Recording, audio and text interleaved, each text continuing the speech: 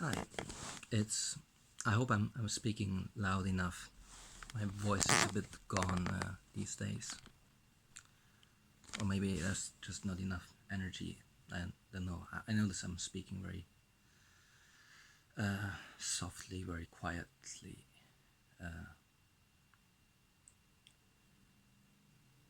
but I guess I'm close enough to the camera. So I wanted to.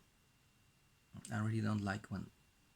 I really don't like this tension, and especially when you can see yourself, you see how it looks, and it's even worse than just feeling it. Mm. I also had. I remember like last night was quite hard, and I usually cover my eyes with with a towel or something. I fall asleep, and yeah, I've talked about that before. That's something that goes back even when it was like high school age. Used to be like that, but I feel like it's really overwhelming my nervous system talking about that. And yeah, what I want to kind of contemplate or reflect on, record was just before I interacted with some of my housemates, just for a couple of words, and because I went down to the kitchen and had a look where there's some food. I felt, yeah, I still do feel like I want to eat something, and I don't have anything left here. And so far, today, so far, I haven't been able to go out and go to the supermarket to buy something. My level of anxiety is just too high, and it got worse now. But the interesting thing is, like after that short interaction, yeah, I strongly felt, especially after coming back here to my room, strongly felt the emotion of anger. Um, it's very interesting, and it's something that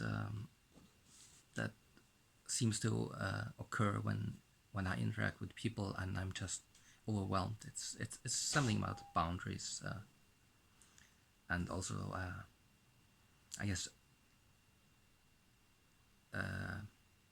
empathing other people doesn't feel like it really triggered something, but then I mean you can really go very deep into the discussion. What's yours? What's mine? And in the end, you will find it's all not mine and it's mine at the same time, because from a certain level there's no boundary, but of course on the day-to-day level you have to have boundaries, and ideally the good, healthy, wholesome kind of boundary where you kind of create the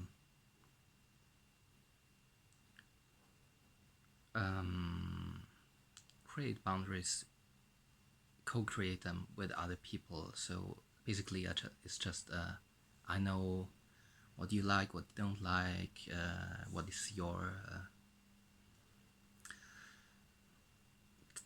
territory, or your yeah, what's yours, what's mine, and we just respect that, and we know how to interact,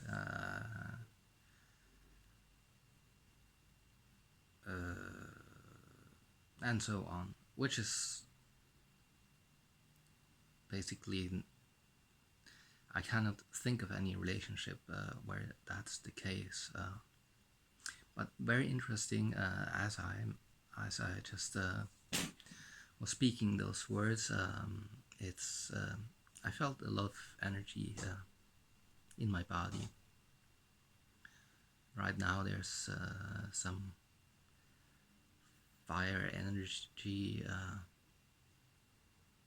like it's nice. It actually caused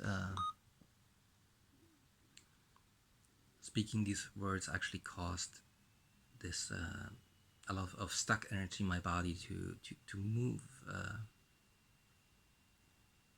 and to yeah to move more freely, and I have this image of like a flame in my body from yeah in like this way. Oh, wow.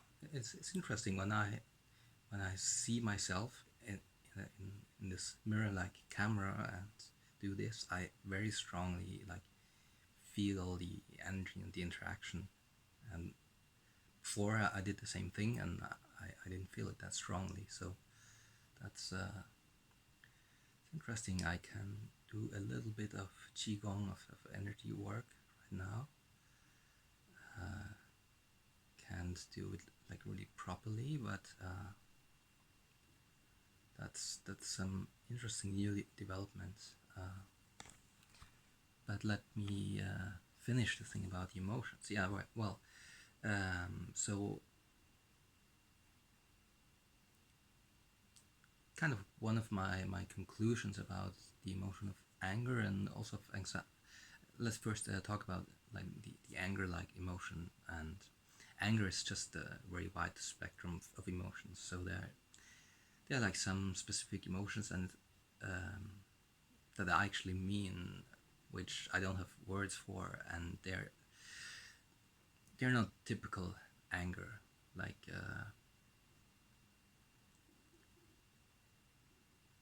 what one typically would see as anger, as being angry, is a feeling that I experience very rarely, and if I do, it's actually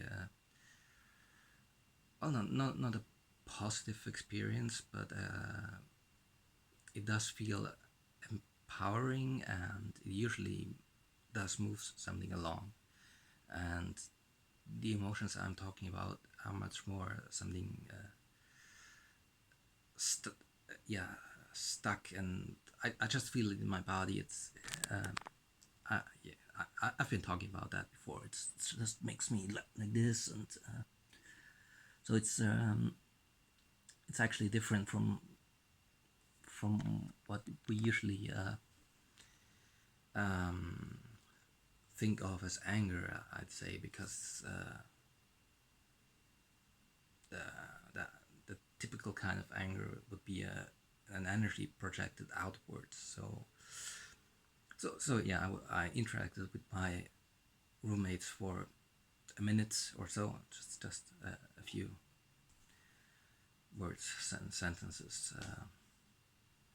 and afterwards I felt that anger. So what I've learned, or how I see it at the moment, is that it just shows me to keep a boundary and yeah, not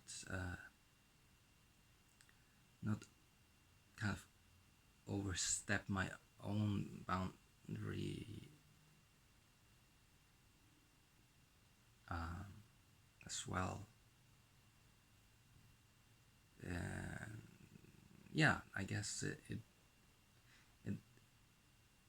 there was like a short conversation that actually touched on the subject of boundaries. I just asked if I could.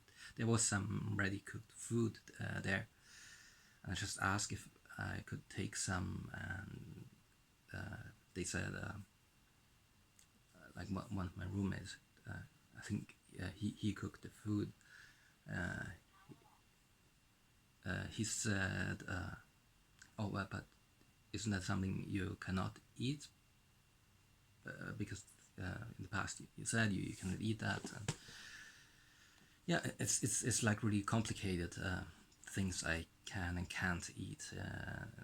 For example, in the past week or 2 weeks, I guess in the past week at least, I noticed that, for example, I became unable to eat fruit, it would always get a reaction from that, and I even right now I don't feel like eating salad. I mean, I have a strong craving for vegetables on one hand, but yeah, I guess right now I cannot really eat anything raw. And then concerning the food, which was like a vegetable curry, yeah, basically I definitely couldn't eat like live on that. I would get diarrhea and problems with my stomach, and but I can eat it sometimes, and like right now, I'd say it's better than no food at all. And especially with all the medication, it's I always feel I always notice how important it is to actually eat well, and that's something I still cannot do. I Yeah, I don't have a rice cooker, which was a really important thing always for me, because white rice is quite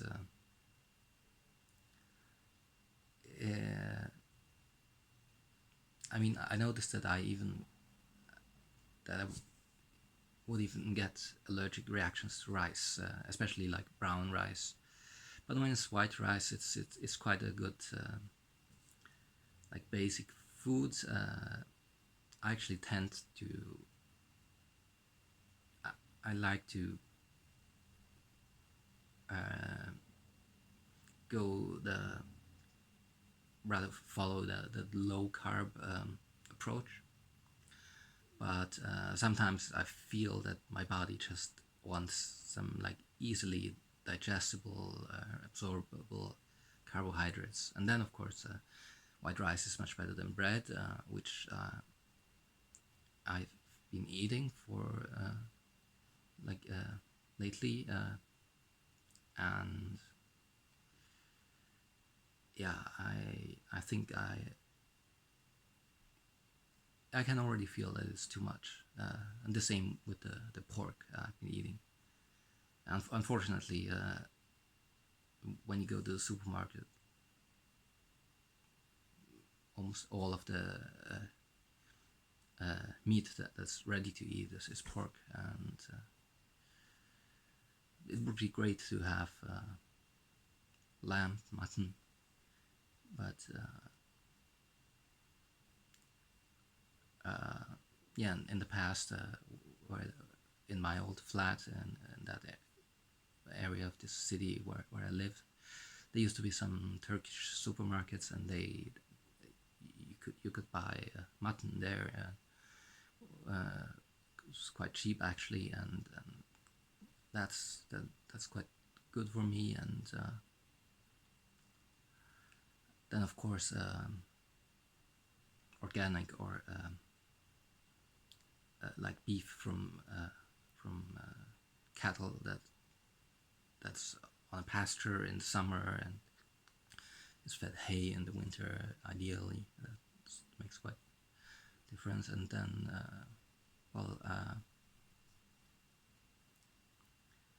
I tolerate chicken quite well, but lately I don't feel like it very much, probably because of the quality of the chicken. But then organic chicken is yeah, it's super expensive, and it's still not necessarily the best. I mean, there are organic chicken farms which are just run in a very bad way as well. Just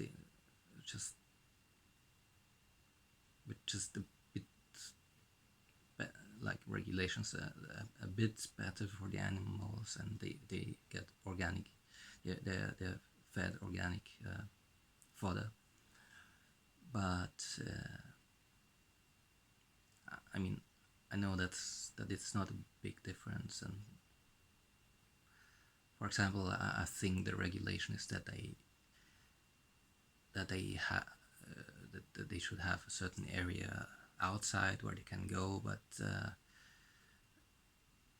as far as I'm aware of the psychology of chickens, if they're like used to being inside,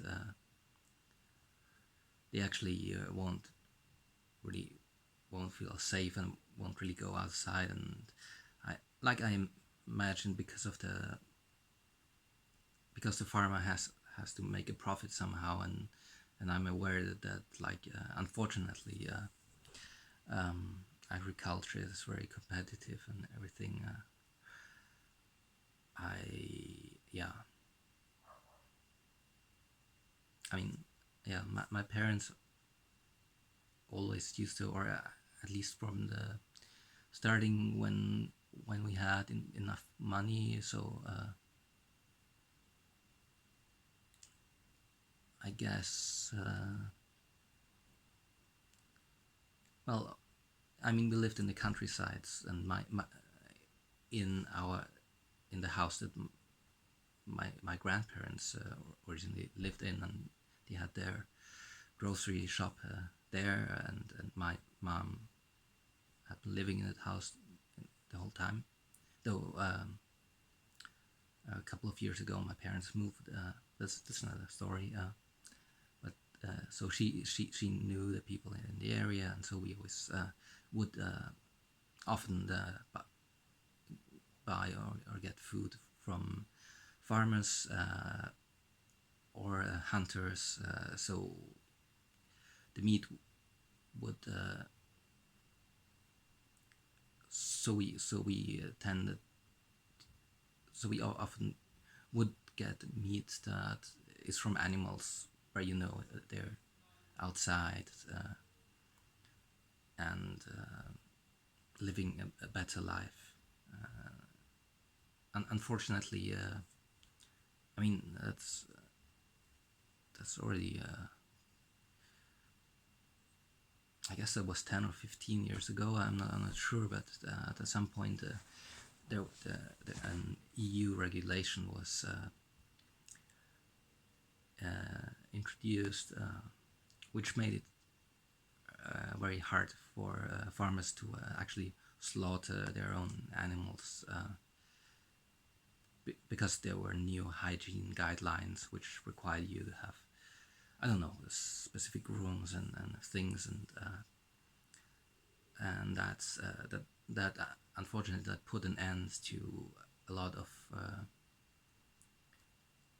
like before that you could a lot of farmers would actually slaughter their animals on the farm or have someone come to, well, I guess most of them actually did it themselves, and that's the best thing. It's really horrible to have the animals get into a truck and then drive them like really really far away, which is unfortunately the norm. And it's the same for organic meat. There's no difference. It's really sad.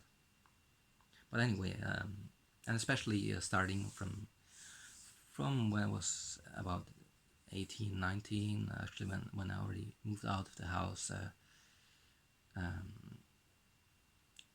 yeah, my parents fortunately switched more and more to just buying meat from good sources.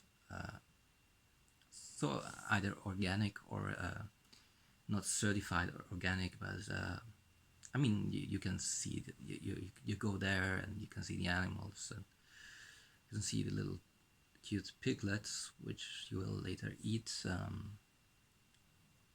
and that's much better than of course buying meat in the supermarkets. And I always have a terrible feeling about the fact that there's meat, and then if it's overdue, like if it's past the expiry date, it will be thrown away, and that feels like terrible. That to actually kill an animal and then throw away the meat. So it's much better. Like in many cases, for example, for mutton and like kids, like a goat's kid. Is there a specific term for that meat? I'm not sure. And then for sometimes also for pigs, for pork, and for turkey and gooses and ducks. It's often that you have to what's the word? In Chinese it's Ding. In German it's bestellen. To no, not order. To no, it's not make a reservation. What is it?